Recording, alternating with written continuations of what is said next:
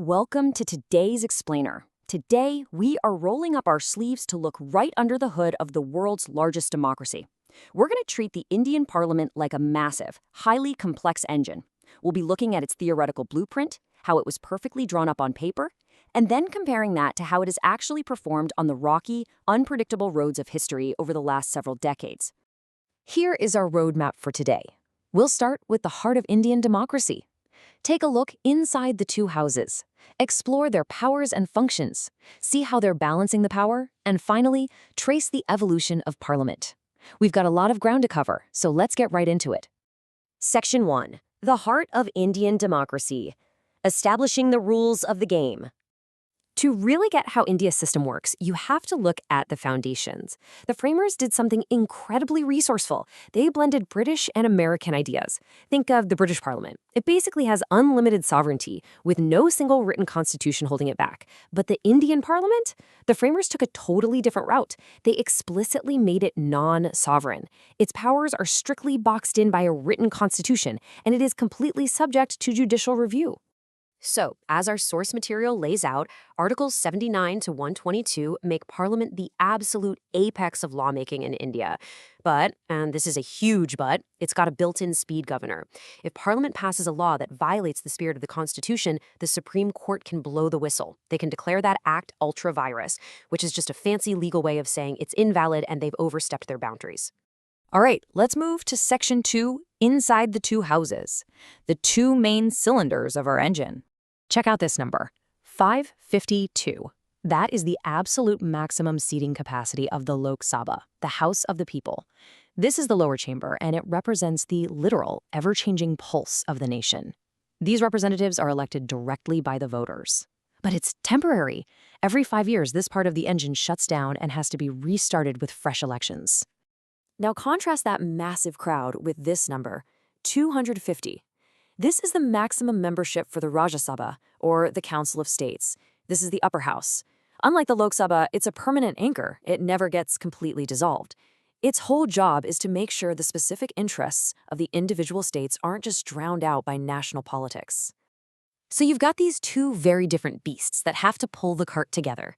The Lok Sabha runs on a 5-year tenure, uses direct elections, and is led by a speaker chosen from its own ranks. The Rajya Sabha is permanent. Though a third of its members swap out every 2 years, it's elected proportionally by state assemblies, and it's led by the Vice President of India. It's an incredibly deliberate, carefully engineered balancing act. Which brings us to Section 3, Powers and Functions. How exactly does this vehicle move forward?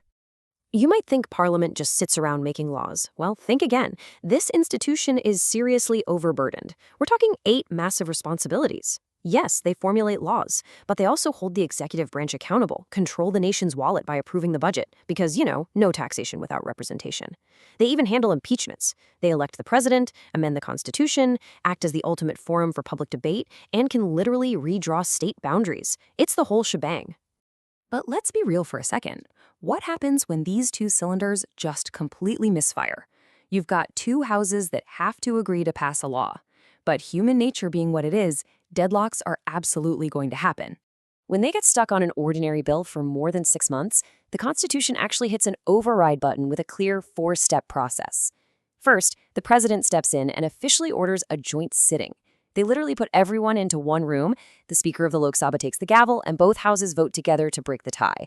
This isn't just theory, by the way. They actually had to use this exact mechanism back in 1961 to finally pass the dowry prohibition bill. Moving to Section 4, Balancing the Power, Asymmetry in Action. So they usually have to work together, but they do not have the exact same tools in their toolboxes. The framers built in some intentional asymmetry. The Lok Sabha totally owns the finances. Money bills can only start there. The Rajya Sabha, they literally just get 14 days to look them over, and they can't even say no. But don't count the Rajya Sabha out. They fiercely guard state rights. If they get a 2/3 majority, they can actually authorize Parliament to write laws on state-level issues. Plus, they hold the exclusive power to create brand new all-Indian services. Finally, let's look at Section 5, the evolution of Parliament. Blueprint meets reality. Okay, we know the blueprint, but how does this thing actually drive in real-world traffic? Well, the sources break it down into 4 distinct eras. It kicked off in the Nehruvian era. Super stable, rules were followed, healthy respect for the opposition. Then came the Indira Gandhi era, which saw massive centralization and the clamping of an emergency, where parliament basically shrank into what the sources call a pocket institution. The Janata regime hit the reset button briefly, but since the late 80s, we've been in the coalition era.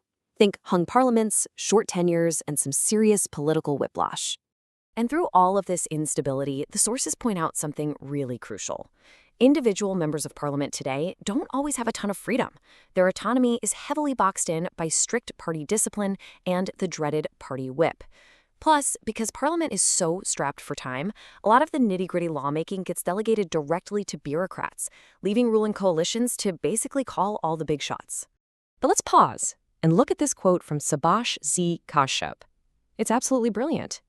He says that despite the flaws and the periods of decline, the Indian parliament is actually becoming a truer reflection of the people. It mirrors their political awareness, their hopes, their aspirations, and even their lack of sophistication. It's a real, messy, unfiltered mirror of a massive, diverse society. So, wrapping up this explainer, I want to leave you with a massive question to chew on.